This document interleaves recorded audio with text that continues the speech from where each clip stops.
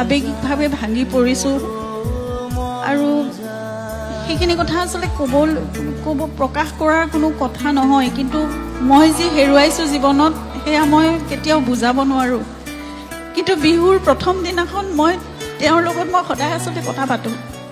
সেইদিনা মই কৈছিলোঁ, সেইদিনাখন এনেই বিহুৰ দিনাখন আমাৰ প্ৰস্তুতি সদায় প্ৰতি বছৰে বেলেগ হয়। আজি বিয়া হোৱাৰ পিছৰ পৰা এই 23-24 বছৰে মই সদায় দেখিছোঁ বিহুৰ প্ৰস্তুতি কেনেকুৱা।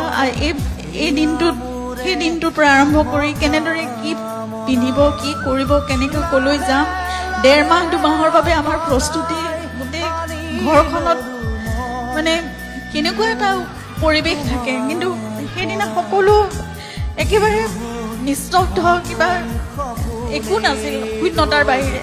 আৰু মই তেওঁৰ লগত কথা পাতি আছিলোঁ। তেতিয়া মই তেওঁক কৈছিলোঁ যে তুমিয়ে দেখোন লিখিছে।